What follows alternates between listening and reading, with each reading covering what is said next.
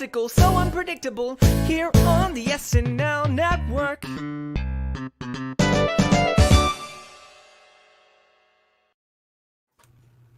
Yes, that is right. Hello, everybody. Welcome to another edition of the SNL Network's Monday Night Roundtable, as we are here to discuss everything from episode number 2 of season 47, Kim Kardashian West and Halsey. I'm so excited to break everything down with 3 excellent panelists as we go through the sketches we're going to talk about what worked and what didn't work.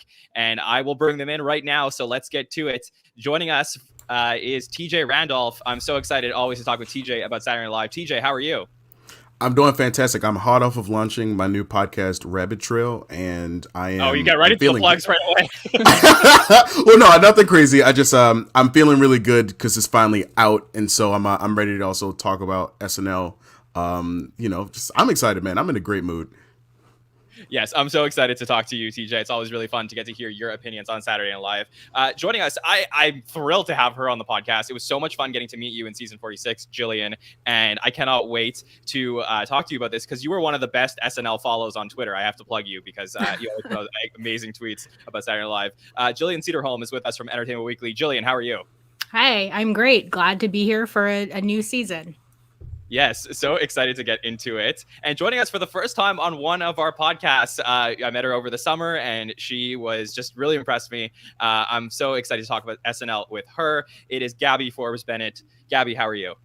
I'm great. Excited to be here on my first podcast ever, actually. So wait, whoa, for real? Yeah. Oh, snap. Do we get to haze her?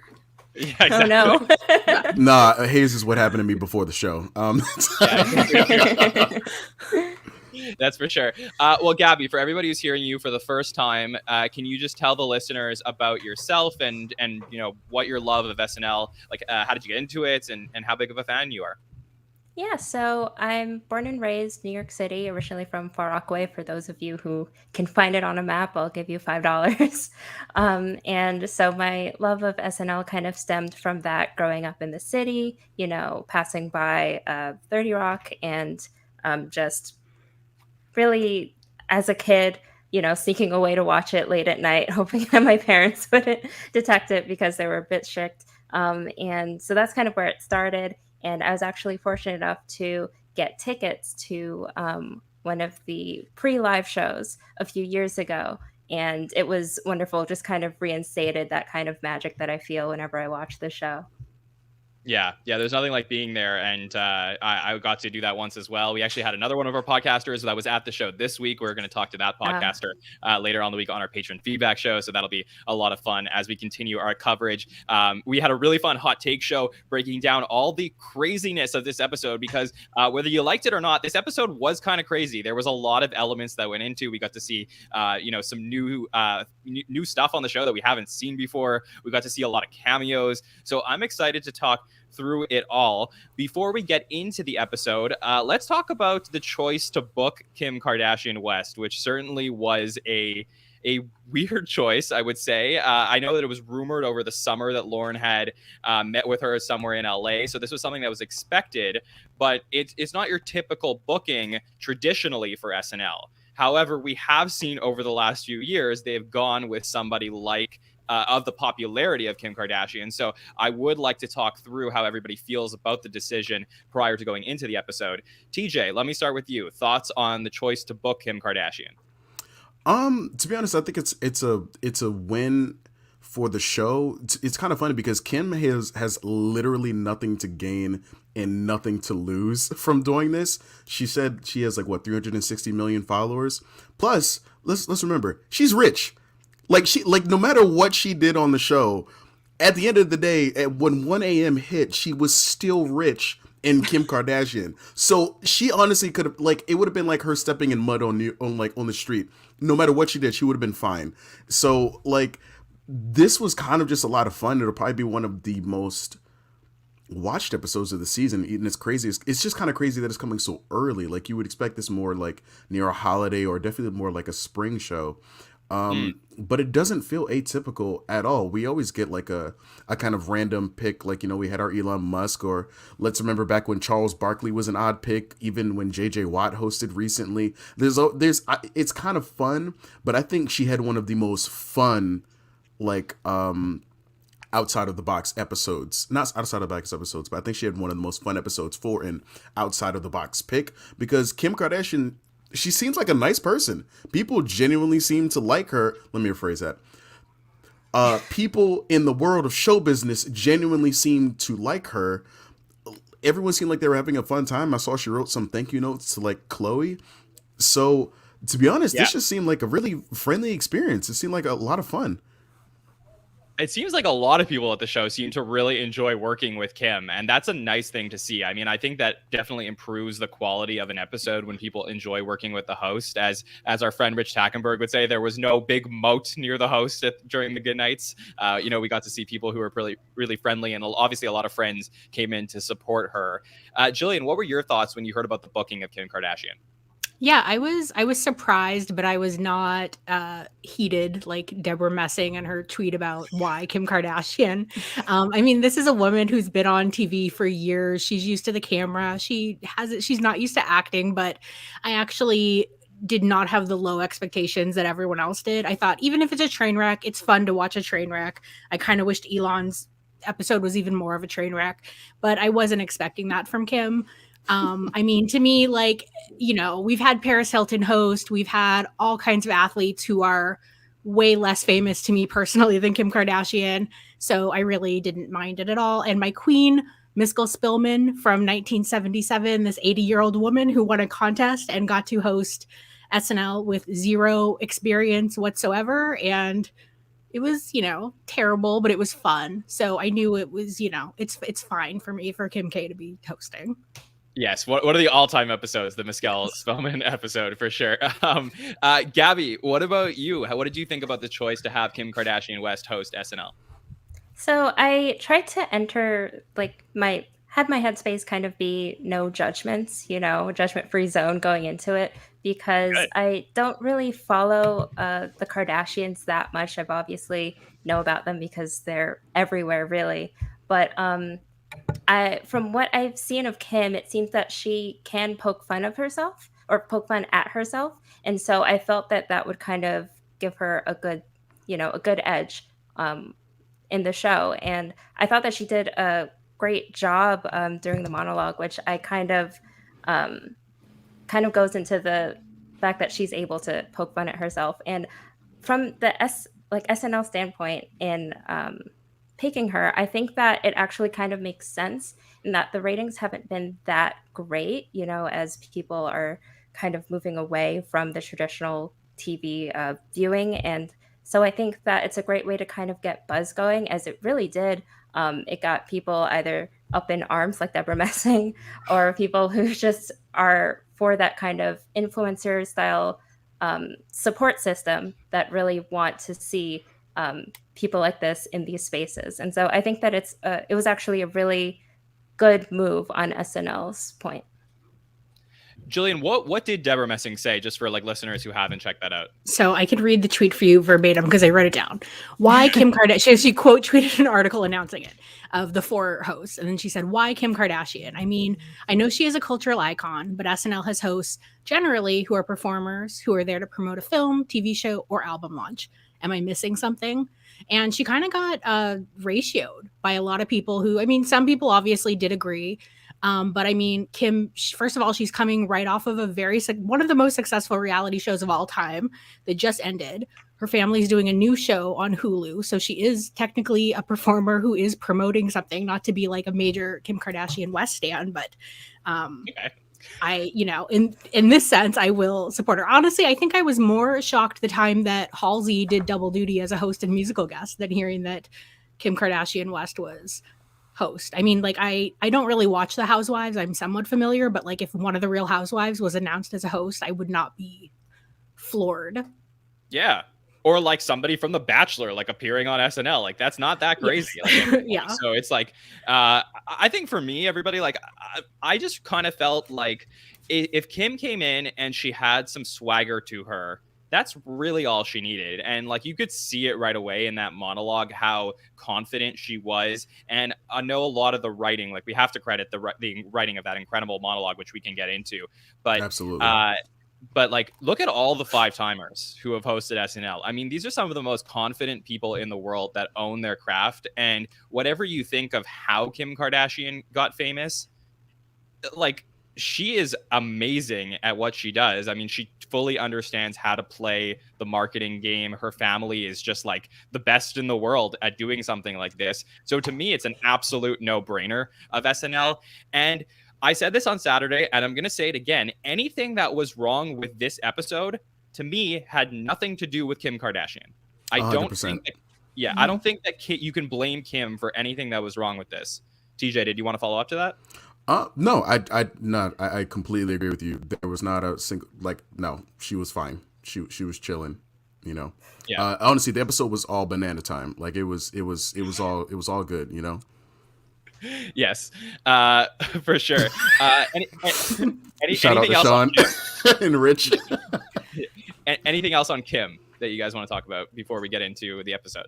I fully agree with the. I was just gonna say I fully agree with that it's on the writing. I mean, was she? Do I want to like Kim to like go book like a new period piece where she really has to act her ass off? Like, no, I don't think she's ready for that. But I mean, like she was there. She seemed like she over prepared. I mean, there was like TMZ stories that she was rehearsing 20 hours a day. I don't know if that's true because I think she would have to be in her makeup and hair for at least, probably 7 hours. But I think that she was very serviceable. We've had, I mean, like Gal Gadot always comes to mind as someone who was just like reading off of the cue cards and really struggling. And that's a professional actress who leads blockbuster movies. So, I mean, to me, like Kim did a pretty great job and I didn't even have low expectations. I think, like it was fully up to the writers. I wish that they had written some things that were maybe to the monologue level because she seemed like she was so open to mocking herself and her family. And I wish they had kind of challenged her to go even more. And so, I mean, but she was like kind of stiff at some points, but it was fine. She still, to me, was kind of the VIP of the episode for just doing it. Yeah, and I would say, honestly, like, people who are not looking forward to an SNL episode, I think it's justified when someone has hosted previously and they have been bad. Like, that's the time that you could be like, why is SNL bringing back this person? We have evidence of this. There was no evidence of what Kim Kardashian could do on SNL. And as far as I'm concerned, like, I know this might be blasphemy for some people, but like, I wouldn't be stunned if they brought her back again, or if she was a friend of the show that popped in at other times, because people clearly liked her, and I don't think she did a bad job. So, again, we can quarrel with the episode, but I just don't think that that Kim was bad by any means. So, yeah, go ahead. I think I know the one thing that could have messed up the episode for me, because I didn't come in here with a bunch of like negativity. I think if Kim hadn't let herself have fun with this episode, I think it would have ruined the thing. Like, it's just like if she didn't herself have a good time being there, that could have like messed up the energy. I think it was, but I thought it was really cool that not only did she clearly have a good time, but the cast was like lifted by her. The cast seemed to be everyone except for who didn't show up.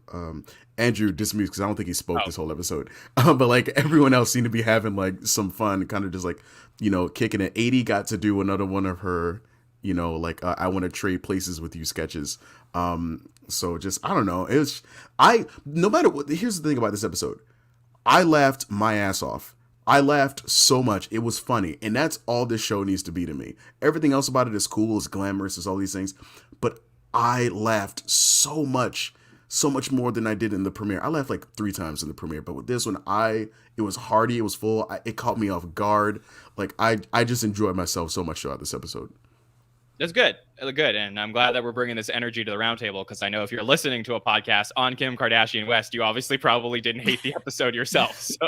So I'm sure that you want to hear us talk through it. So we're going to do that. And then what we do every single Monday night on our roundtables is we start by talking about the cold open. And this cold open was about the Facebook hearings, which happened a few days ago last week. And apparently this cold open was not written until, maybe 12 hours to maybe a day, and like maybe just a day before the show. So they were clearly looking for something. And what they put together, I actually thought was pretty good. It seemed that people didn't love this on Saturday, Jillian, but I thought there was a lot of elements to the cold open that we saw that was pretty well done. What do you think of it? I was pretty meh on this cold open. It was kind of all over the place to me. Like, it had things that were kind of like, it was starting to bore me at times, and then it didn't really know what direction it was going with each of the characters. Like, first of all, the audience was so hot. Like, it was so many like woo girls in the audience, which is fun. But like the applause that Adie got for showing up as Ted Cruz, and I think this is her third time as Ted Cruz. I can't remember, but like, it's definitely not the first or second. Oh, wow. So, I mean, we've seen her. So that was kind of like this wild applause for her just showing up as Ted Cruz. I was like, okay. And then, but the take that she had as Ted, I thought was a little more clever than Cecily as Diane Feinstein, where she was like kind of like playing dumb about Facebook, but not so dumb that it was like, teach me how to play it. But the Ted Cruz, like, talking about the trolls going after him and having the like Ted Cruz sucks groups. I thought that was a funny take. I wish they had a stronger take for each person though. But then like something was throwing me about like a couple times the camera didn't pan over fast enough, and I don't know what was going on in the technical side, but it seemed like James and Cecily both kind of like covered for the camera, like stating the name of the whistleblower, and kind of like maybe ad-libbing a little bit to like cover for like a delay.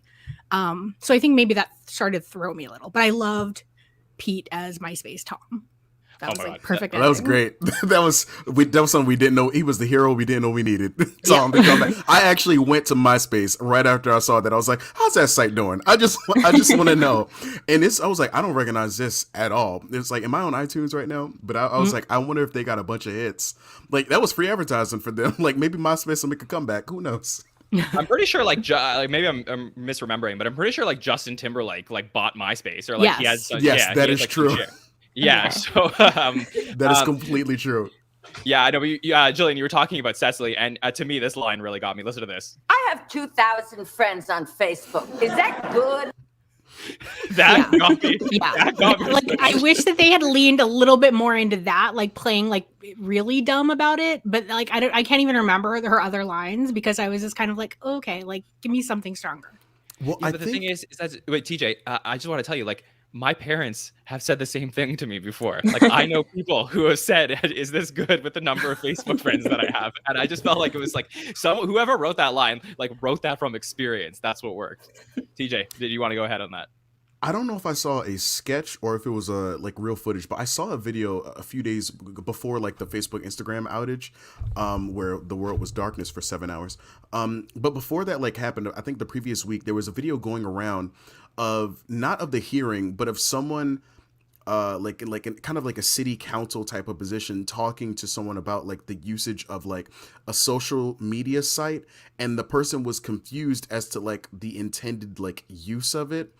And they had to explain it to them. And I can't recall exactly what this was, but I think it was referencing that phenomenon. Now, granted, why are we talking about Facebook? Like, come on, man. It's not 2013. Well, I mean, it's in the news. Like, I mean, they had to do something, right? But was this about the Finsta thing where yes, the Facebook representative they had to explain what Finsta was, because I think some representative asked, like, what are you going to do about Finsta, or are you going to shut down Finsta? Something like Gabby, that. that's exactly it. That is exactly what I was thinking of. I wondered if it was also a reference to that. That's what I assumed. That confusing old peopleness. I wondered if like it was a combination of like, let's do a Ted Cruz thing and let's do a combination of the Facebook hearing and bring in that extra thing, because that's what that reminded me of. But Gabby, thank you for that, because I was like, what was that that bit? Gabby, what did you think of this cold open? I enjoyed it. I think I might be a little bit more like on the same page as Jillian, where there were some great jokes. There were some moments where I really did laugh out loud, but at times I felt like it was maybe dragging on, or I couldn't tell exactly the direction that it was going in. going into it, I thought that, okay, so they're playing off of this whole Finsta discussion, but I also was wondering if they were going to delve into the Facebook whistleblower thing a little bit more, which they didn't. It was just kind of like a sounding board for the joke that none of these senators know anything that's going on in the online space right now, or just very confused about it. And so I kind of wish that it was, I guess it makes sense that I felt that way, especially if it was kind of rushed or maybe written within 12 hours of it airing. And that kind of makes sense. Yeah. Yeah, I definitely see that. And look, maybe I'm just like a sucker for high energy, but I just love that the show started. And yeah, maybe it's like a little bit much for the Senator Ted Cruz stuff with 80, but there was some things that I really enjoyed, and they were like creative choices in this cold open. Heidi Gardner having the first speaking role, or one of the first, like right after Mikey Day, for her to be front and center at the start of the show, I really feel like she is establishing herself at the start of 47 as being like one of the main people in this cast. And there was always a little bit of space between Kate, Cecily, and 80, and then Heidi. And I really feel that, I know Kate has been gone, but Heidi really stepping up in that like main character role has been a wonderful part of the start of 47. Kyle Mooney also having a role in the cold open. I like seeing that as well. That's something that we don't usually get from him, having a significant part of that. Pete Davidson, like we said, playing Tom from MySpace. The creative choice to have him do a solo live from New York. That is exactly what we've been asking for. The last thing we needed was 11 people all coming together at the end of this sketch to do that. So all those things were really good, but there was nothing that made me happier than seeing James Austin Johnston's Lindsey Graham, which was unbelievable. He is so good. TJ, why are you making a face? Because he was so good at this. Okay, all right. I've mentioned this a bit on Clubhouse a little bit, but I'm like, yeah, the guy. Okay, objectively, the guy's a great performer. He deserves to be on SNL. He is funny. He's a good impressionist. All that aside, this is strictly subjective. I'm being kind of a hater. For some reason, this guy, I can't get into this guy. Like, I'm really kind of rooting for Sarah and Aristotle and like all the other featured players, but like there's something about this guy. I just don't like. He's funny. He's made me laugh. But granted, I also didn't need to see Kate come back and do Lindsey Graham a bunch. Like, granted, she's really funny when she does Lindsey Graham. I wasn't having a good time. Like, you mean to tell me that Lindsey Graham knows what a Discover page is? Come on, man. Like, I don't know. But you, let me I'm not the guy. I don't know what it is. But something about him. I'm not gravitating towards this guy. Okay, as a person. Yeah. Okay, but we're in the second year of this podcast. I can fight you on this. I'm just going to tell That's you. Fine. If you're going to have this take, you have to have the actual take. You have to give me something that tells me that James Austin Johnson is not crushing it on the show, because you're standing on a mountaintop, my friend. Whoa. I said you're alone on this. Yeah. I said great performer, comedian, impressionist. He's solid. He deserves to be there. I liked his Larry the Cable Guy, and the guy did make me laugh. He is funny. I think I just don't like his face. I don't know what. I don't know. You ever see somebody? No, that's what I said. I don't think I'm a good person. But you ever just like see someone and you're like, oh, I just don't like you. Like I think that's what it is. And I am willing. I'm gonna hate this podcast in the future. Like, I am willing to bet my mind will be changed before the end of the season. I am open to that. But right now, there's something. I want to see the other players. I really want to see what Aristotle and Sarah had to do. I'm just like, and also I don't care about the political stuff. Like, it doesn't matter to me. But like something about this guy, it's like Colin Jost's book cover, a very punchable face, where it's just like, oh, something about this face I just hate. I love Colin Jost, but like that photo that Colin has for his book gives me the feeling. This is an insane take. This is the craziest thing I've heard. I can't wait to track this over the I know honestly, I will bet my mind will be changed by Christmas. I'm willing to bet I'm gonna regret this, and I'm okay with that. I'm open to being wrong. Let me let you in on a little bit of a secret. James Austin Johnson is gonna be on Saturday Night Live for like the next 10 years. So just deal with it. No. I'm not saying he shouldn't be there. That's not at all what I'm saying. I'm saying like if I saw the guy at Subway, I'd be like, oh, this guy. Okay, Like, anyway, all right, let's move on from this. Yeah. Anyways, all right. I just will say that whether you like him or you don't, this line from James Austin Johnson was absolutely killer. When you open an incognito window on Google, does that prevent God from seeing what you're Googling? it's funny. It's really funny. I want to put you in an incognito right now because I'm saying the guy is funny. I just don't like his face. Like, he loves it in audio form. Just turn away from your television and you'll love him. I'm willing to bet you're right. Jillian, any words, any common sense on James Austin Johnson? I mean, I think I'm somewhere in between the two of you. Maybe leaning a little over towards John. I like him. I mean, I'm excited that he's getting this much time, but I'm also like I'm always rooting for everyone to have a little bit more. Like it kind of like hurts me a little when he's getting this much screen time and Punky's like sitting in the background, just like she could be a mannequin or an extra, like in a lot of these, in that. And I want to see so much more. That's a fair take. That's an actual take. I like There's reasoning behind that one. You have so many dope women and people of color on this show. Okay, that's fair. Yeah. I don't know. Maybe she's kind of Lindsey Graham. Okay. Yeah, I don't know. Okay, that's a take that I understand. If that for sure, if that's the argument, like I totally get that. Like, let's give more room in the show for other people. 100%, that I get. So, let's move on for the cold open. Let's talk about the sketches. I knew you were gonna. I knew you were not gonna like this. I did not like that. Let's talk about sketches that we want to talk about. Gabby, can I start with you? Can you tell me if there was like one sketch in this episode that you really want to talk about? Yes, the Lotto drawing. That was quite a unique sketch, I'll say. I enjoyed it for what it was.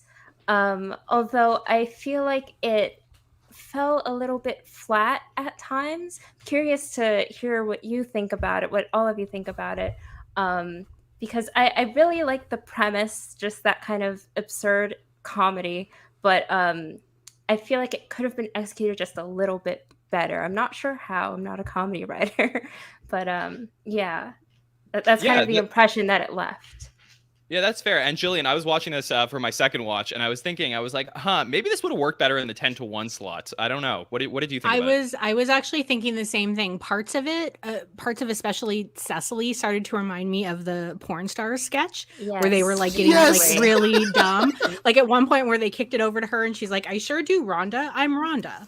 Yeah. Like that, I would have loved for them to lean fully in. Like Kim was being so deadpan, but I don't know if I want to give her credit for I don't know. I don't know if she was doing it on purpose or was just like reading the cue card at that point. It was still fairly early. So yeah, I saw it as absurdist, but not like if it had really leaned into it, I would have liked it a lot more. I felt like people on Twitter and Reddit liked it a lot more than I did. And then I kind of questioned myself because normally I'm on board with like the people that I was following that were loving it so much. So I don't know. Yeah, I think when I saw this on Saturday, I didn't love it as much as I saw it the second time. And it's not that I like absolutely love it now that I've seen it again, but I really felt that I understood the absurdity more. But I think in the spot that it was placed, like right before Halsey and the musical guest and before Update, the absurdity and the like off the rails lines that they were producing didn't work as well. TJ, what do you think of it? I thought the minute I saw Kim Kardashian dressed like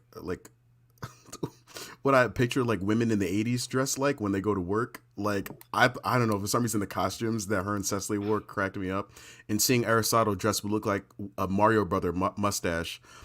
That just the mustache itself, for some reason I thought that was really funny. Put him in the Mario movie.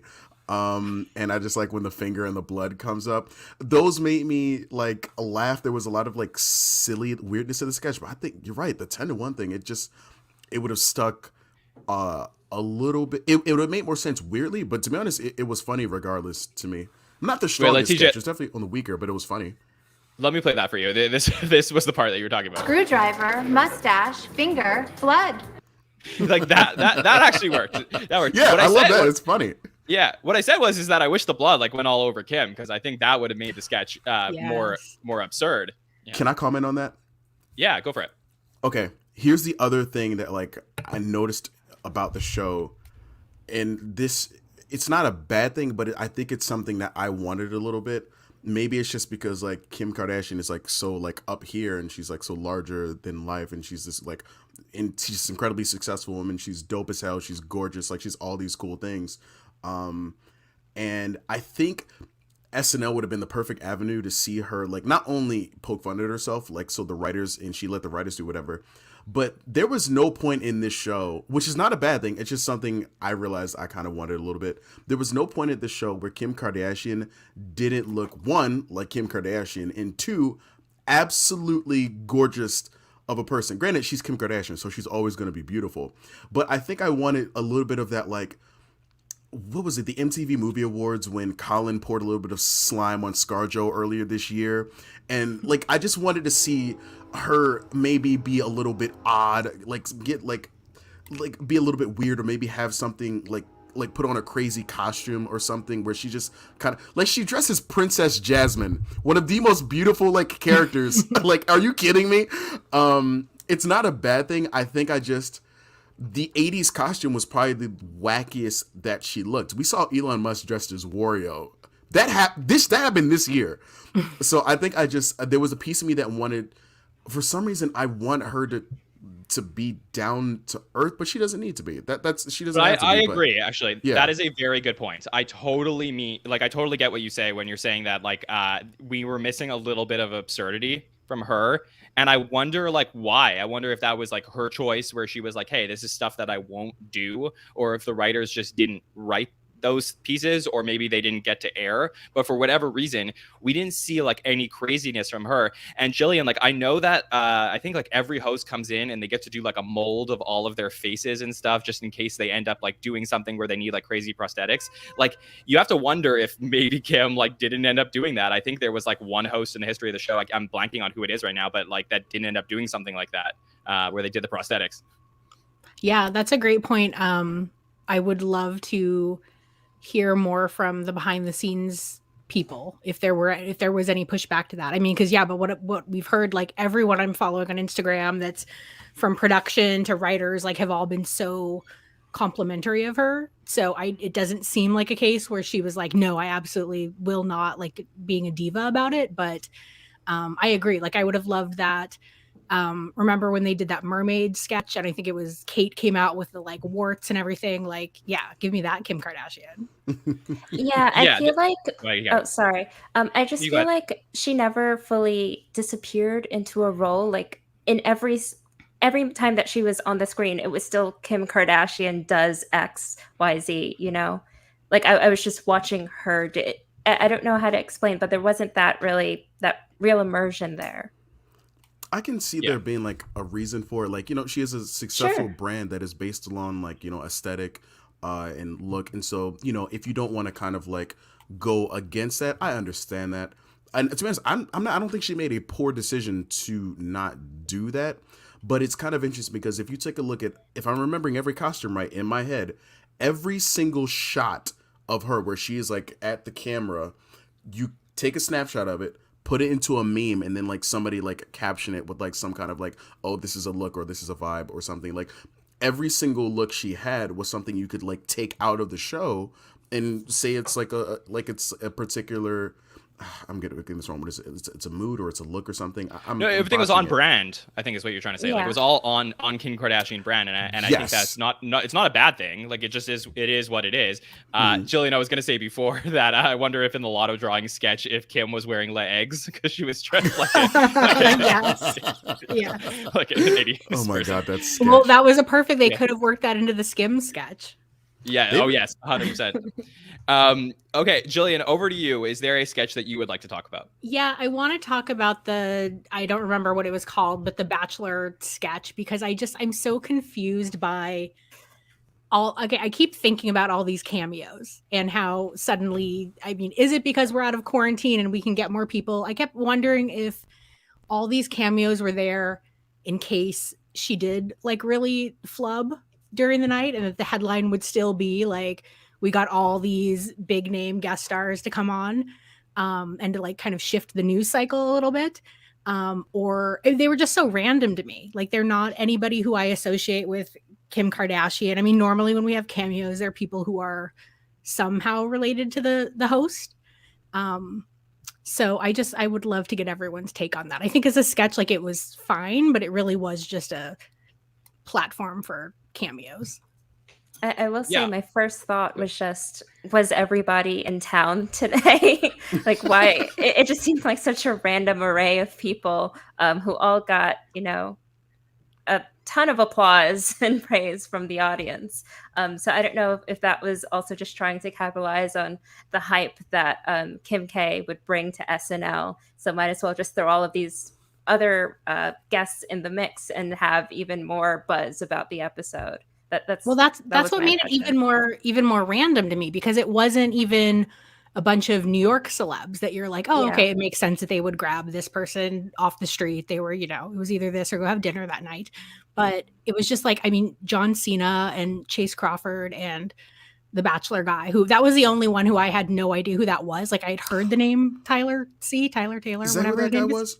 Yeah, I had to Google it afterwards. And like, I mean, I don't know athletes, but I knew who Blake Griffin was. And he was the one that they were like, whatever team he is, Blake Griffin. And I'm like, oh, even I know who Blake Griffin is. Like, why are you not introducing who this other dude is? Yes, that's true. Host. I'd love to see Blake Griffin host. He's hilarious.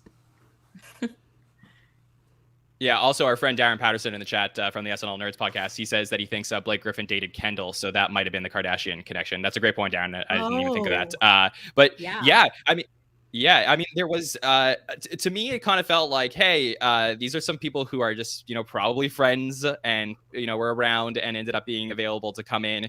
The thing that I struggled with is like, I think this is the type of sketch that like, if you're in the room for, it's very exciting. Like, this is like cool. Like all these people are here. But when you're watching this on TV, you're like, oh, okay, cameos. Like, this is kind of cool. But then they didn't really do anything with any of them. Like, it was like a one by one, like, come on over, say a line, and leave. So almost like the point of the sketch was to introduce them in the first place, which was weird, because if you were trying to accomplish the goal of introducing them, then why not like write for them? I just felt like I don't want to like kill them on this, because I know a lot of people have killed them on this sketch, but I just like, it's not that the sketch was so bad. It's just that I just wanted more and I didn't get it. TJ, what do you think of this one? I agree with you guys a little bit, because to be honest, outside of the 2016 to 2020 era, I am a fan of cameos. So seeing like, this is the perfect episode to throw just a bunch of them there. Like to see John Cena and then like Chase Crawford from The Boys, which I love The Boys. Like I was like, what is the Deep doing on SNL? This is the most random thing ever. But I get a kick out of that kind of thing. The first time, to be honest, I was coasting off of the energy. I didn't take any notes. I was just enjoying the show. So I was like, oh, this is a lot of fun. And then, well, actually, Amy got a great line.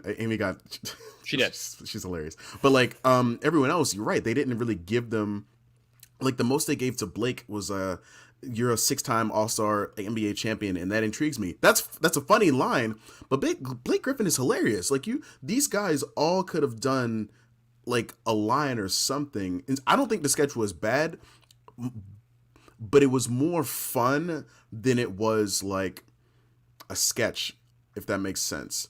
Like, yeah, I think it would have worked more if they had people that were even more famous that like didn't need an introduction. I think it would have worked more if it was like George Clooney and Denzel Washington and Brad Pitt or something up there. Can you imagine? And you're just like, oh my God. But with these people, I'm like, okay, I still don't get it. Like Jesse Williams, to his credit, seemed like he was so pumped to be there, like on social media and on the show and in the good nights. So I was like, hey, that's cool. He's like very excited. Great to see it. But yeah, the rest of it, I mean, I think other than the line at the end when she was doing her pros and cons and she was like, John C., I don't love that you have a wife. I was like, okay, that's funny. Like they are like actually playing themselves. But other than that, I was just like, never fully got the point of it. I also wondered who the cameos were really for, because it's really quite a wide array of people. It seems kind of like a mix match. And so I'm wondering, because I didn't even know who everyone was out there. Actually, when they first came on the screen, I just wondered, are all of her exes? Because that would be pretty funny. I really wondered that too. I really wondered that too. I was like, that is a bold move. Yeah, but then I started, I don't think she dated Chris Rock. And so as I start to slowly realize that it's just and at least in my mind, a weird mix of people. And I'm wondering the kind of viewer who knows who each of these people are and exactly where they're from and would actually be impressed and wowed by the fact that they're in this skit. Yeah, maybe the goal is just to find one person that any viewer knows. Okay, well, I did know. Yeah, no, I did know who every one of these people were. I think I'm probably that person just because I'm very into pop culture stuff. But the connections between all of them, there was no through line. It was just very random people. And I think that the major takeaway from this sketch, and this is what I was trying to say on Saturday, was SNL is basically ending COVID protocol for their sketches from now on. They're ripping off the Band-Aid, because last season we never really got this. I mean, we got all the moms that came in for the Mother's Day stuff. I mean, you'd have to assume that all the, they were all checked and everything like that. And it was all a family-based show. But besides that, we really just had Chris Rock come in. We had Tina come in. We had Rachel come in. But that was it. Now you're going to expect anybody can show up at any time. And to me, the exciting part of this is okay, well, if they can do this for Kim, they can do this for Sudeikis. So that's where I was okay, all right.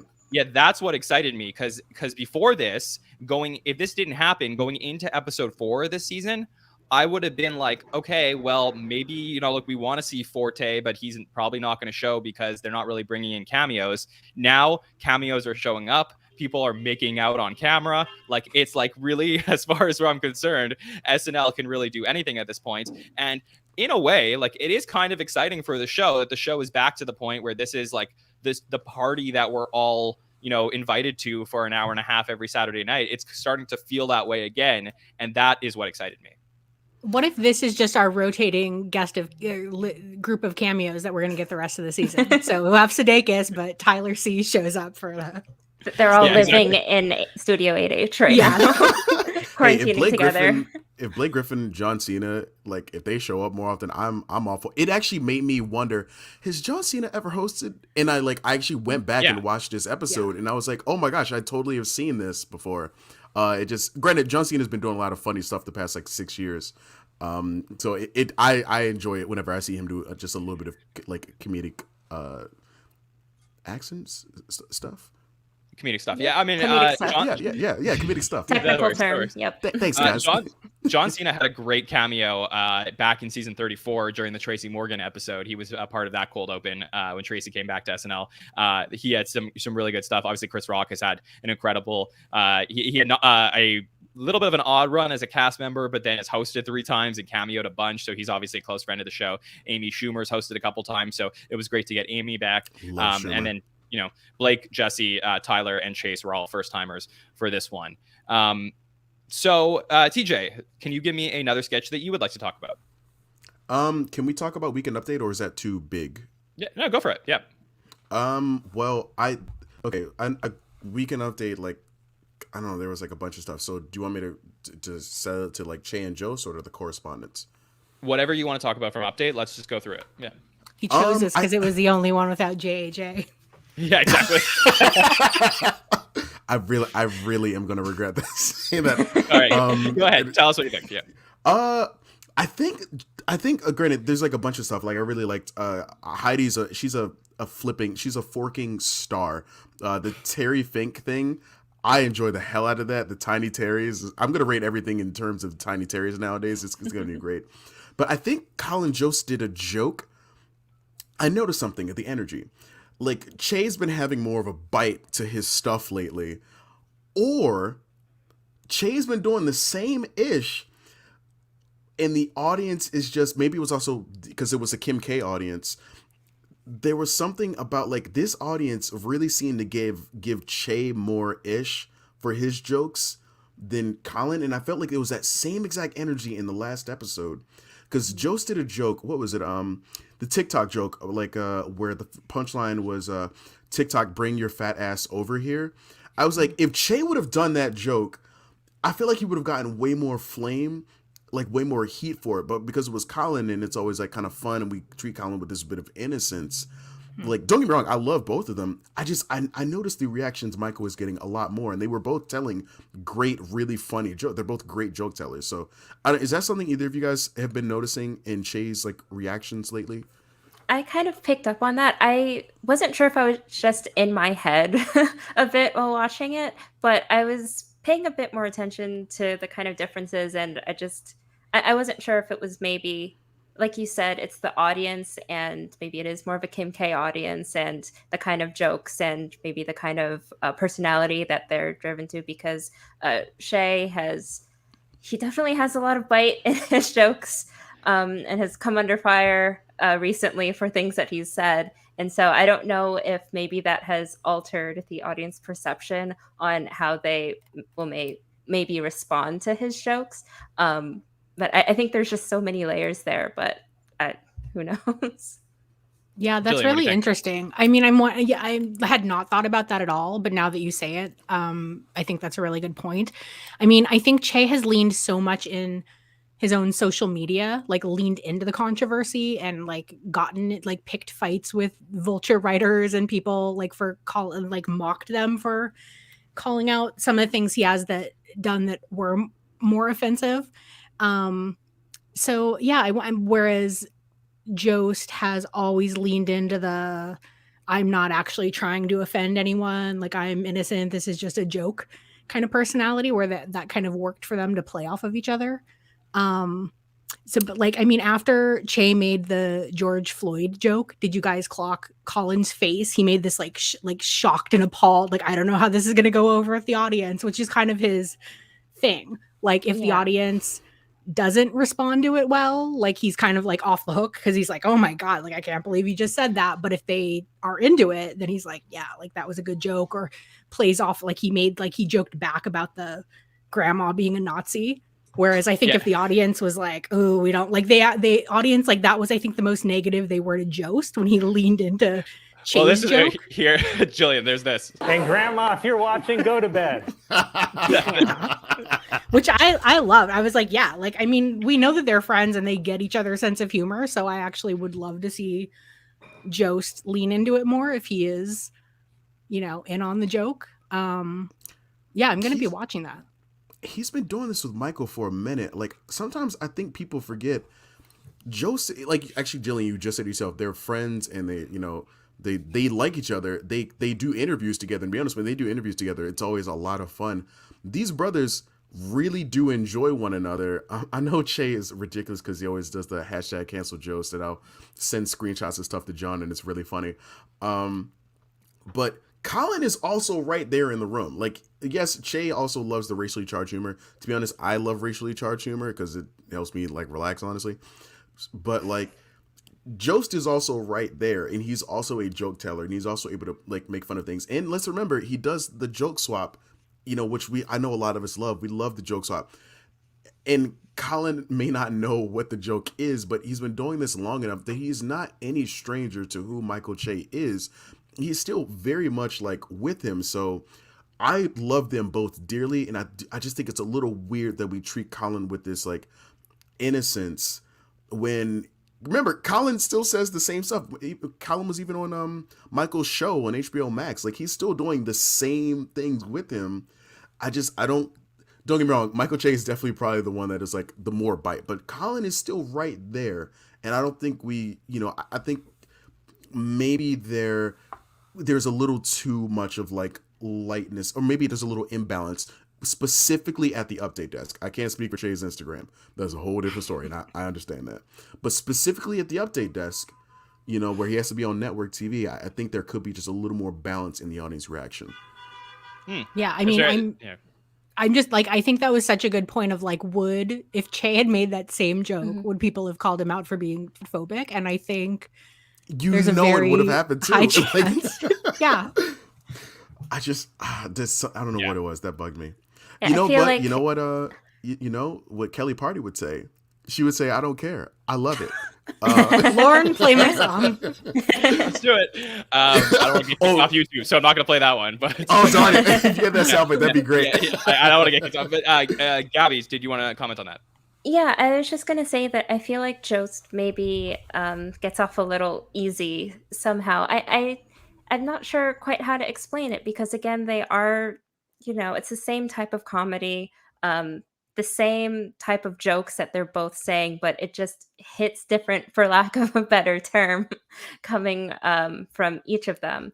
I think when they do write jokes for each other, that is the most like cohesive that I really see them, and I think they both get the flack pretty equally there, the flack and the praise. And so if there was any way for them to kind of transfer that to their typical weekend update, the typical weekend updates, then we probably wouldn't feel it as much, if they kind of bounce off each other, but that would kind of change the dynamic. So it's a great perspective, and yeah, I definitely see that point as well. TJ, did you want to comment on Alex Moffat's Terry Fink? Oh man, this made me laugh. Oh my gosh, what? To be honest, I was laughing so much I had a tough time like taking notes.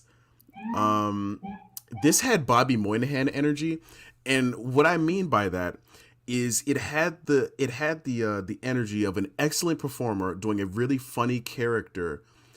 And it reminded you, oh yeah, Alex Moffat is super underrated. And that's it. It had like, it's like when you see Bobby Moynihan do Drunk Uncle, you're like, oh, this guy's fantastic. It's really funny. But like Bobby Moynihan, like we love him, but he's also like super underrated. And so it just reminded me of like that. It gave me the exact same feeling in terms of like how I receive this guy when I see him do it. I didn't realize this guy had like another appearance. I went back and watched that, and in that first one, he's like talking about macro dosing and Colin still believing in time, which I thought was really funny. That was the Kit Harington episode in season 44. Yeah. I'm sorry. There was just a lot of great quotes. I had a lot of fun with this, and the Tiny Terry's rating system is going to be great. I love that graphic. Yeah, I loved when he was talking to Colin and he says this. Says the guy with no mouth. You know what's terrible? Someone you guys made a post on the network Instagram, and you said like, how many Tiny Terrys would we give this? And I said, I give it 37 Tiny Terrys.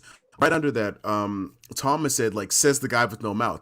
I hadn't done my rewatch yet at that point and forgot that quote. So I thought like Thomas was saying, like, it's like, yo, you trying to, like, what you trying to say? Like, I was like, you trying to say I got no lips? Like, I really thought Thomas was coming for me, and I felt really dumb. And I was like, huh? And then I was like, I felt bad about that. So like 10 minutes later, I deleted the comment when I was watching the episode, and I was like, oh, I'm just stupid. Says the guy with no mouth. I had a whole crisis. Yeah. Jillian, what do you think of Terry Fink having him back? Yeah, I actually did not remember him from the first time, but it was one of those of the second time I watched it, I liked it even more. When he said, I hated it, I loved it, I feared it, I accepted it as my one true God. I was like, I think that's going to be something that's going to be a quote that I put in my rotation. I mean, I kind of like, they go back to this a lot of film critics. That's like a weekend desk special or weekend update desk special. I think Jebediah Atkinson is still my all-time fave. Good. I don't think I'm going to rank him above, but I would like to see him come back. Oh, that's another good one. Okay, yeah, we were talking on Saturday night about the film critics on SNL, and Andy Hoagland said his favorite will always be Bill Murray, and that's totally fair. And I was like, what about Aunt Linda from Kristen Wiig, which I always enjoyed. Aunt Linda was great. Yeah, yeah. And Bailey wasn't Bailey film critic? Bailey, yes, Bailey. Yeah. I thought Bailey was coming out when they said film critic. I was like, oh, we're about to get a Bailey. Yeah. And then so when they showed Terry Fink, I was like, oh, what is happening here? Yeah. Oh, Aunt Linda was great. Oh, my goodness. Oh. Yeah, those are great if you ever go watch those. Gabby, what do you think of seeing Alex Moffat's Terry Fink? Yeah, it's a character that I think has grown on me over time. But I also, and so I enjoyed it, but I feel like Alex Moffat, I still need to come around to a little bit. I don't know really? why. Yeah. I don't know what it is. I don't dislike him. It's his face. Not, It's his face, right? Give us a take. Give us something. No, I refuse. I plead the fifth. But no, yes, I think that I just need to come around to him a little bit more. Okay, that's fair. Yeah, there was. I loved all the parts about the LSD. I thought this was really great. I've found I can watch up to 9 movies at once thanks to a little friend I call LSD. So good. You know what's terrible is it's a subtle advertisement for LSD. That's the worst part about it. Is it makes it seem like, hey kids, this is really fun. Like if you don't know what LSD is and you're like 10 years old, you're like, oh, I don't want to believe in time anymore. Yeah, I mean, I'm not worried about the 10-year-old, but yes. The other thing I just will say before we move on from update is we did get a classic Colin Jost talking about Mitch McConnell, which is always my favorite when he does something like this. Seen here watching a child fall into the gorilla enclosure. It was like, what? Yeah. So good. Also, the Kelly party was great. Yeah, Heidi was great also, but I will say, if we have a listener, and maybe we're going to do this ourselves, but if we have a listener and you have time to do this, please mash up all the Colin Jost, Mitch McConnells. I would love to hear all the ones that they did with that. Those are so great. Okay, so look, first half of the show to me had a lot of energy. The second half, it was, whatever. I know people kind of like the People's Court. It wasn't really for me, and I was really hoping for something. And then all of a sudden, this happened. Am I awake? And I woke up and it was Please Don't Destroy coming in. And we saw John Higgins and Martin Herlihy and Ben Marshall for the first time. And I know people don't want to put too much pressure on them, but I just felt, I was like, this is very Lonely Island-esque of what we were seeing. And I grew up on the Lonely Island. And for me to have, these people come on in, it's hard not to compare, not to put too much pressure, but I love this first iteration of what we saw from the Hard Seltzer pre-tape. Jillian, what were your thoughts on it? I don't know if I was as into it as everyone else is, and I hate that about me because it seems like I should really like it. I mean, I like that it was short and snappy. It just wasn't like nothing about it really took me by surprise. Like it never went. I mean, the belt buckle out of the mouth. Yes, I liked that, but I don't like. It was just missing one extra element. But I'm really excited to see more of what they do. I was not familiar with them, and I didn't even know the nepotism of them until this morning. Oh my god! Right. So yeah. So I'm curious to see where they go, and I would love if they keep them like these short, little, quick TikTok size videos going forward, the way that we used to have deep thoughts and quick hits instead of a long Lonely Island video. I mean, yeah, I'm excited to see what more they do. I don't know if this was it was no Tiny Horse to me. Okay. Tiny Horse. That's like my bar. Oh my god, Tiny Horse. High bar. So the most interesting the most interesting thing for me about the Please Don't Destroy pre-tape, like you said, Jillian, 2 minutes and only the 3 of them. I think that was what was fascinating, was to see the 3 writers and do it themselves. Whereas with the Lonely Island, what we got to see in the digital shorts was they would take 1 or 2 cast members and you'd have Akiva and you'd have Yorma and a bunch of stuff, but it was really about Andy's interaction with the rest of the cast. My biggest question is, for the Please Don't Destroy stuff, are we going to start to see the cast interact with the Please Don't Destroy people?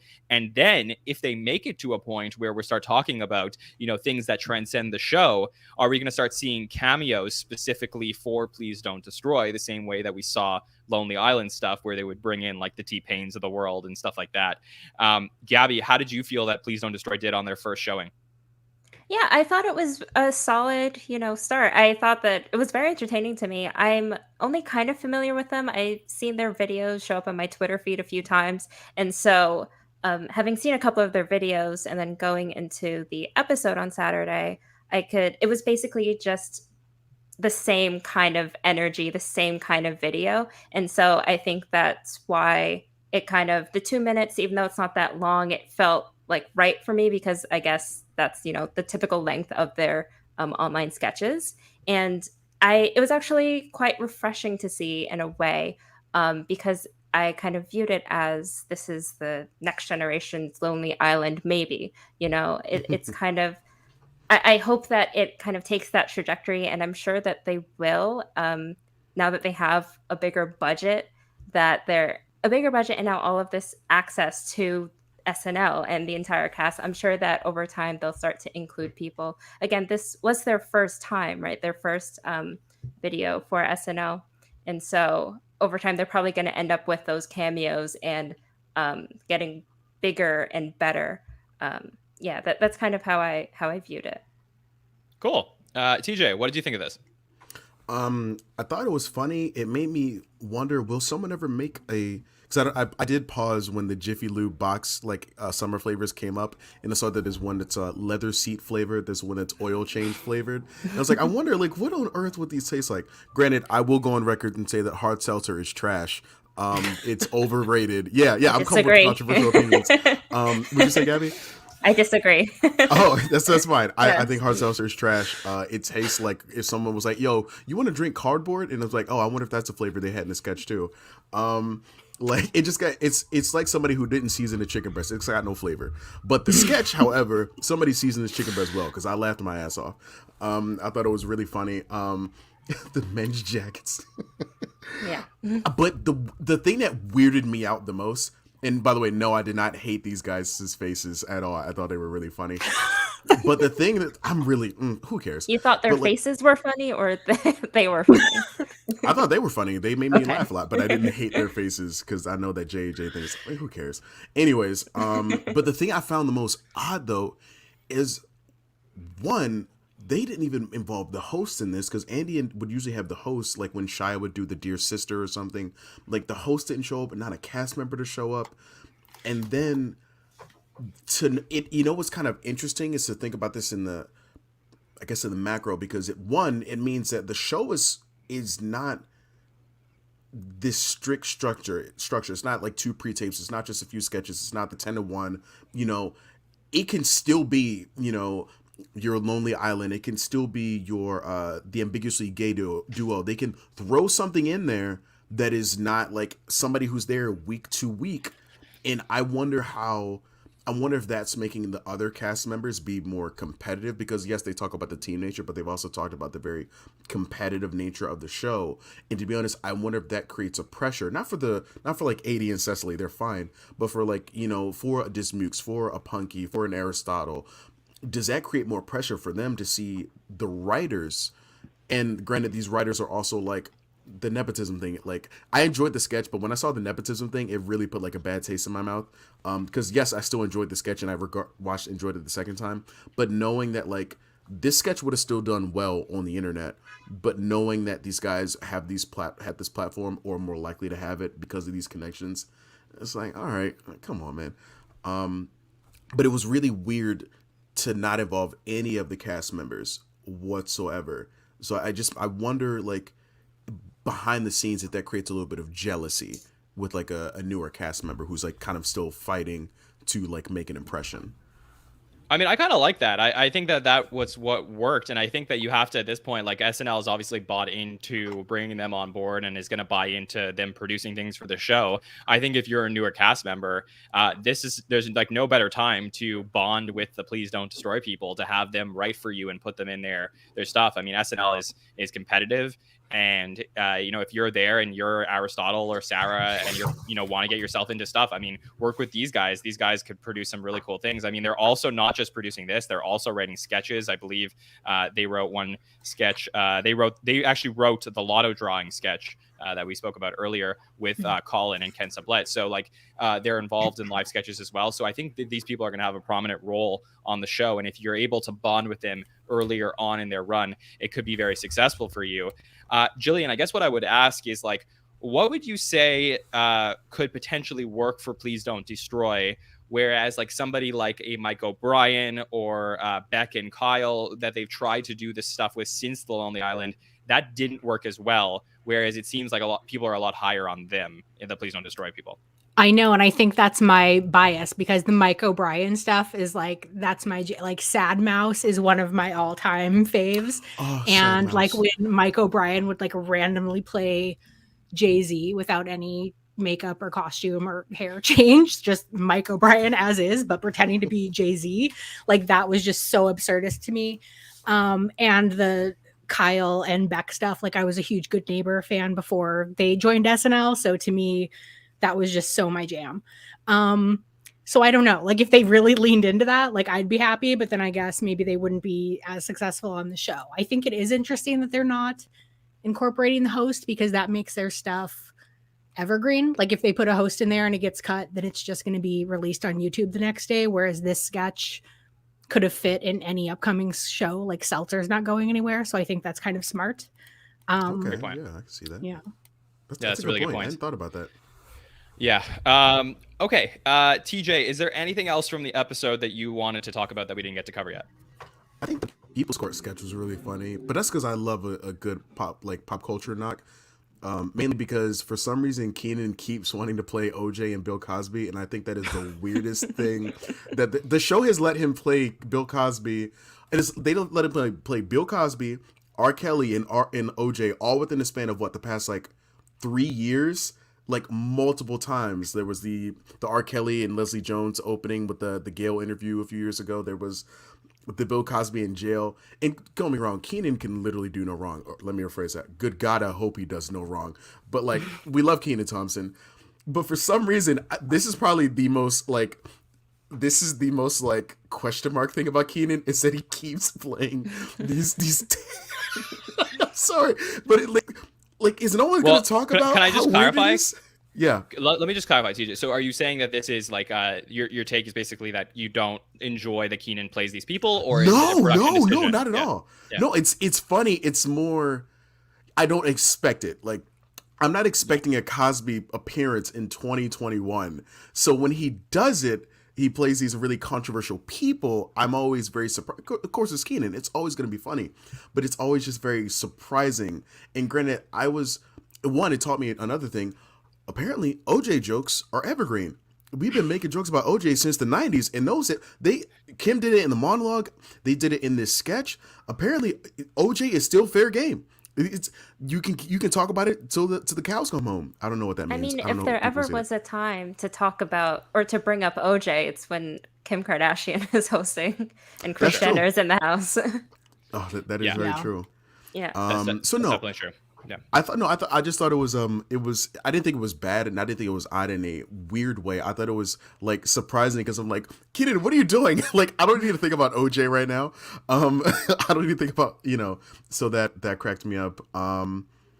I liked how game the other Kris Jenner and Khloe were, and also it was really funny seeing Melissa as a pregnant Kylie. Was she Kendall or Kylie? She was Kylie.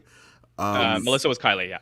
Yeah, Melissa was Kylie, and then Halsey to do just a little quick cameo there to maybe wonder, okay, does Halsey want to host again? Because I could see that like being a lot of fun if she did come back and do that.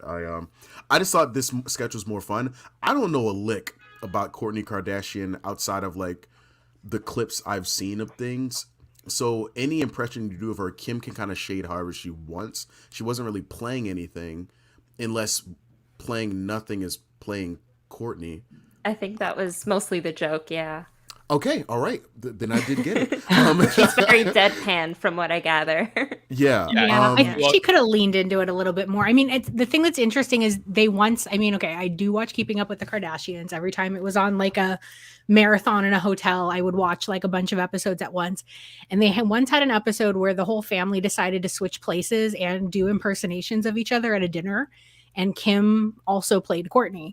And she was probably the weakest impression, like the only one who really didn't go all in. Like she just kind of wore sweatpants, which also isn't really Kourtney. Like Kourtney is the very like more uptight, like wanted to quit the reality show numerous times, very healthy, like her kids can't have any sugar. So I feel like there were so many other things. I mean, yes, her new arc is like dating Travis Barker and like suddenly being best friends with Machine Gun Kelly, and Megan Fox, like out of nowhere. But other than like, I feel like there was a lot more that they could have parodied, like which maybe that was the one thing that Kim knew that Kourtney, because she is probably the more private of the siblings, like would get offended, and so maybe that's like the one line that she didn't want to cross as much as like her own sex tape being produced by her mom and all the things in the monologue. I don't know. Right. Well, the one line that it did really work for me in this sketch was this one, and it was very subtle. This is from Kim to Travis Barker. Will you drum all the small things on my ass when we get home? I laughed my ass off. I laughed my ass off at that.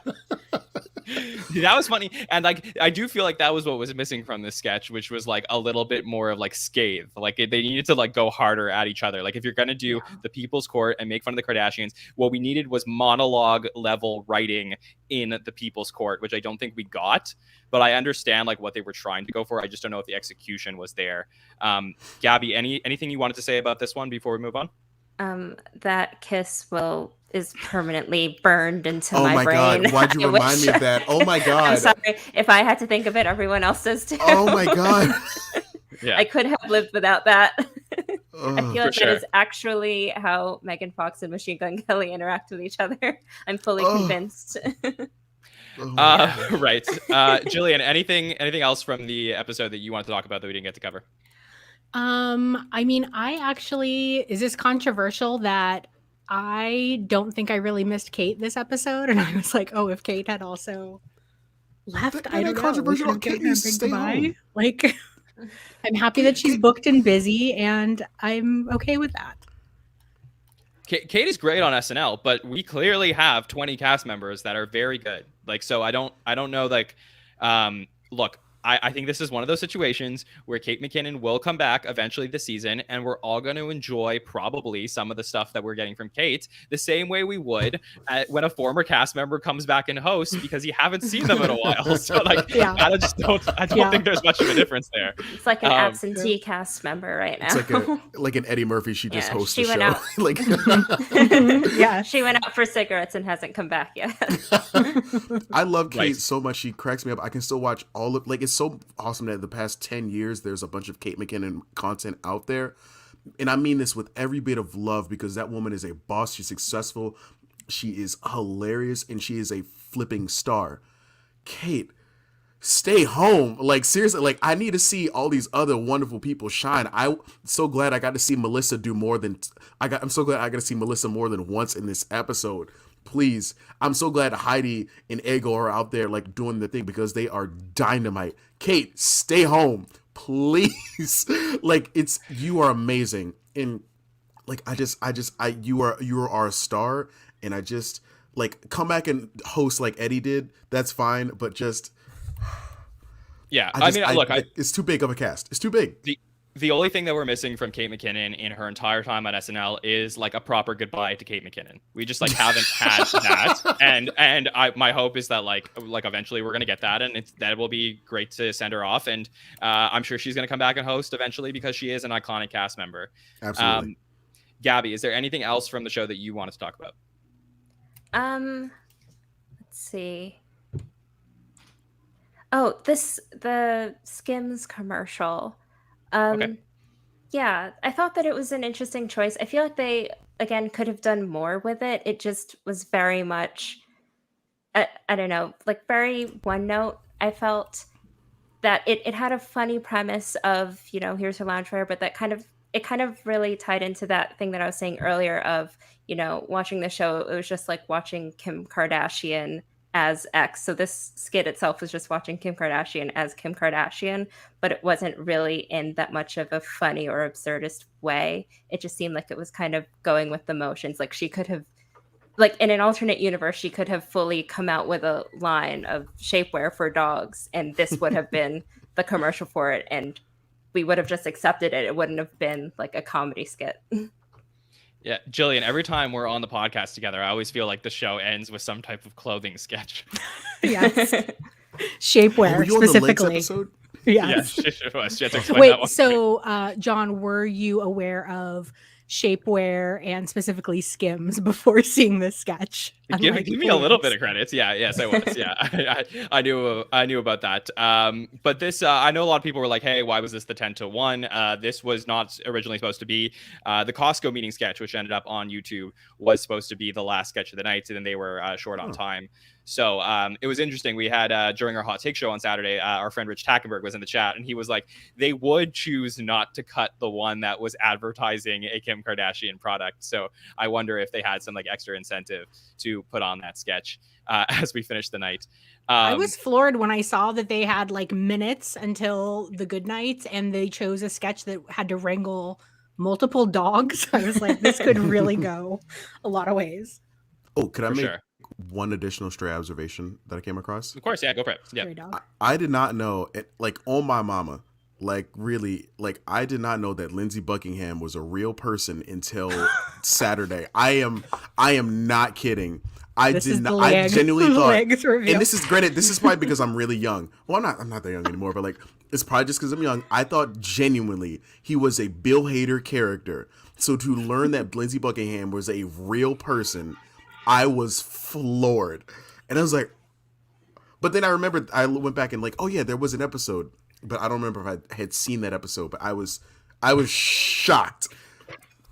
Yeah, go to season 36, episode 21, when Lindsey Buckingham comes on to What's Up With That. That was a really good episode as well. But yes, I agree. And it was really nice. Actually, I thought Halsey did really great also. I know we don't usually do too much music on the roundtable, but Halsey was great. I did expect to see more of her in the episode. I was surprised that we only got to see her once. That was like the big thing was like, hey, musical guest Halsey, like obviously she can, be on deck in case they need her for anything else. And they only put her in once. So, whatever you're going to say about the Dream Guy sketch where we had lots of cameos, it was interesting that they chose not to put or write for Halsey and a bunch of other stuff.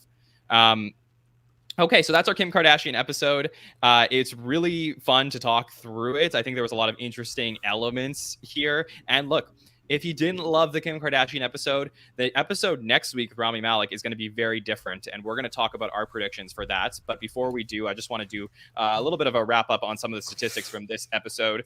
We had who led the night over here. It was Cecily Strong led the night with 4 sketches and 1 voiceover. Keenan was also in 4, Chris in 4, Heidi in 4 as well. Aristotle was in 4 sketches, didn't necessarily make the biggest impact. He was in a lot of background roles, but nice to see him. Chloe and Bowen only in 1 sketch, Dismukes barely in anything, but would have liked to see more from those people. We had lots of cameos. We got to see writer Alex English in one of the pre-tapes, the Switch, which I also very much enjoyed as well. Streeter played 80s husband in the Switch as well. I wanted to bring that up. I was so mad that Connor O'Malley did not play himself. I love 80s real life husband. I love seeing them together, which is like rare, and so great to see Streeter, but I was disappointed. Oh, I thought that was really Connor. I was like, oh, cool, that's her husband, and I felt really. Wow, you are just now giving that to me. Other things that were really cool. Kyle Mooney was in his 500th sketch in this episode. That was the cold open. Whoa. So yeah, that's a big mark to get to. Mikey Day did his 400th sketch. That was the Switch pre-tape as well. It was great to see former hosts Amy Schumer and John Cena. Halsey herself, also previous host, with 3 appearances in this episode.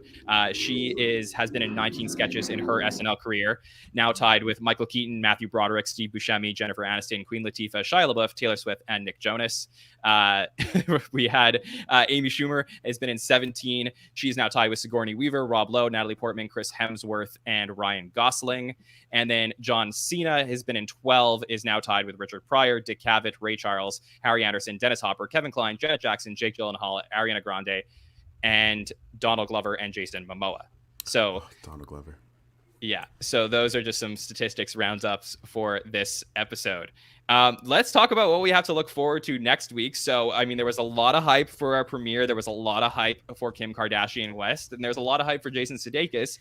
But sandwiched between these episodes is one from Rami Malek, who, is in a Bond movie, and we're excited to talk through what could potentially be a very different looking episode. TJ, how are you feeling about Rami Malek coming in? Let's put some respect on Rami Malek's name. This guy is a performer. It is funny that the thing I know him from most, other than Mr. Robot, like I know what he's in, but the thing I'm most familiar with is he was in a game called Until Dawn on PS4, where he did like motion capture and stuff, and it's really funny to me that that's like what I associate him with most. But this guy is an amazing actor, and we've seen. Oh my God, we do this all the time, and we're like, oh my God, this person's coming in to host the show is going to be bad because they're like dramatic. And aside from Carey Mulligan last season, like every single time we're like, it's like knocked out of the park. I'm thinking this is going to be a fantastic episode. I'm really optimistic. Plus, I love anytime there's more black people in SNL. So having a rapper, having Young Thug come in, I'm excited. To be honest, I'm looking forward to it. I think it's going to be fantastic. Cool. Jillian, what are you thinking about episode number 3? I can't wait because I have absolutely no idea what to expect from Rami Malek on this show. He's somebody who I find always teeters on taking himself way too seriously and seeming like he has a really wicked sense of humor. So I'm so excited to see what we're going to get from him. I mean, there were like on one hand, there was a time that he made Rachel Bilson take down this fun throwback photo of them as teens because he was kind of chubby in it. And so like, instead of just making a funny comment about it. So I was like, okay, this guy's like a little too serious. But then he has a now deleted Twitter account. I don't know if anyone ever looked at Rami Malek's Twitter account, but I was low-key obsessed with it for a while. It was like, I never could tell if he was being like tongue-in-cheek hilarious or if he was being earnest. So like, I remember this one, he was sunglasses and a hoodie and like arms crossed in front of Universal Studios and a Grinch sign. And he said like, even the rain can't ruin Grinchmas. Happy holidays, my buds. It was like Kyle level absurdist comedy played earnestly. And I mean, I hope that this was comedy on his Twitter. And like, I'm like, if that's the if he is that weird and hilarious, like that's what I want out of Rami Malek. I also want to see, he has a twin brother and I really want to see a cameo from this twin brother.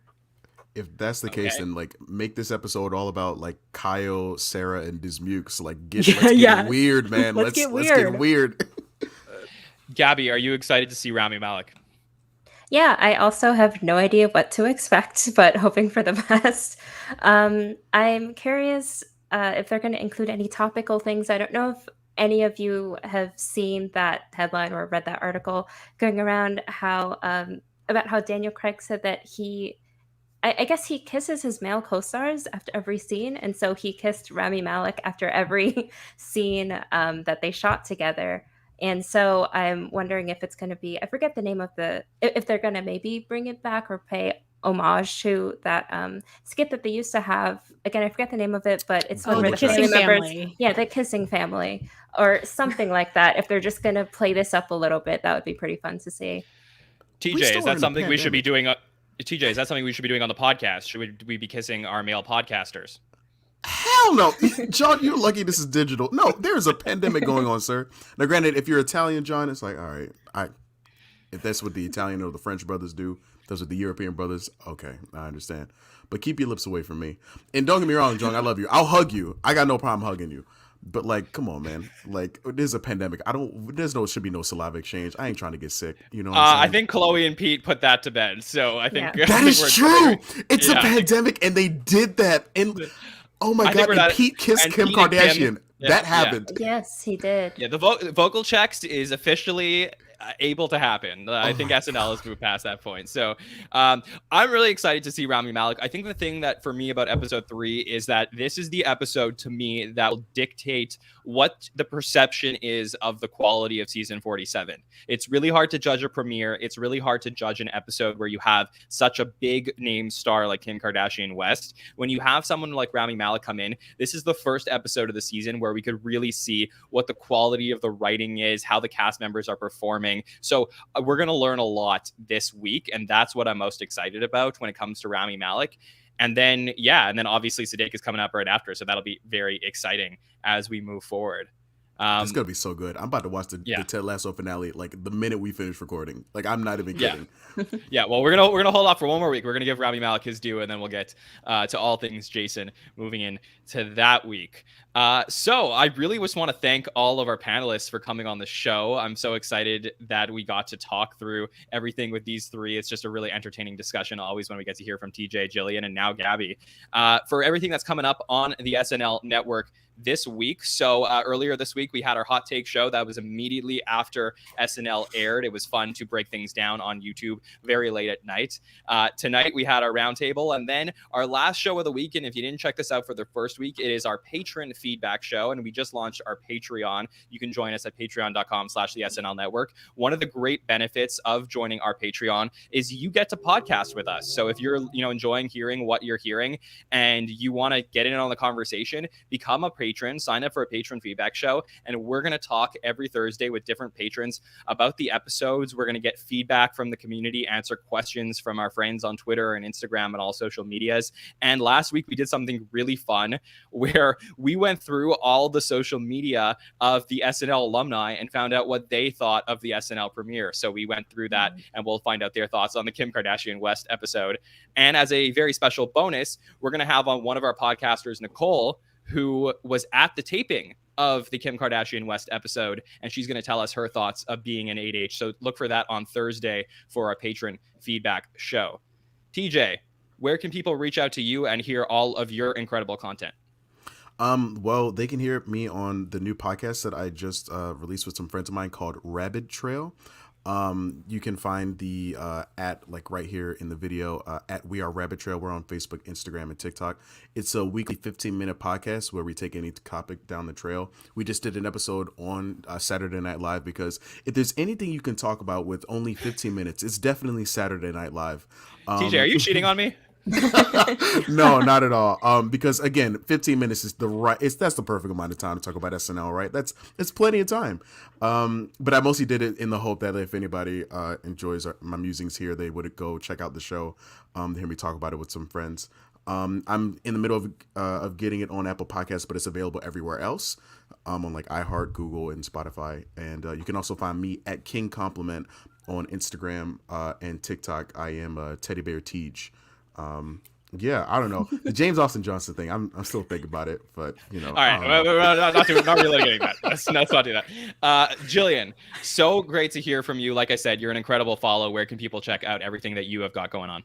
Yep, you can follow me on social media at Jillian SED, and check out Entertainment Weekly at EW.com, where we recap SNL and write all about it, and also have a video with Rami Malek talking about his reaction to Daniel Craig kissing him. So you can go to EW.com to check that out. I'm so curious. Nice. Definitely gonna have to do that. That's exciting. Gabby, you did such an excellent job with us on your first podcast. I really can't wait to talk to you more throughout the season. Where can people reach out to you if they'd like to check out everything you have going on? You can find me on Instagram at modestly_awesome. It is a handle that I created back when I joined for the very first time. So please don't judge me based off of that.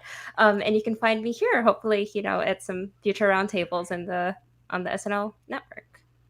Yeah, thank you. Yeah. And if you would like to make sure to catch all of our content, please subscribe to us at the SNL Network on YouTube. It really helps people find the show and get to talk to us every single week. You can also subscribe to us on Apple Podcasts, Spotify, and any podcatcher. You can follow us on Twitter and Instagram at the SNL Network, also on TikTok, as we continue to produce more and more TikToks as we learn the platform. And then you can follow me at John Schneider24 to get my personal opinions on the show and anything that I'm plugging. It's always great to interact with all of our followers and friends, doing this as a part of the SNL community at the start of season 47. It's just, there's so many cool and wonderful people in the community. I'm so thankful that you all listen to our content and that I get to talk to all of you. So for TJ, Jillian, and Gabby, I want to thank you for checking out week number 2 of our SNL Network Roundtable. We will see you all next time. See you on the Patron Feedback Show. Have a good one. Bye.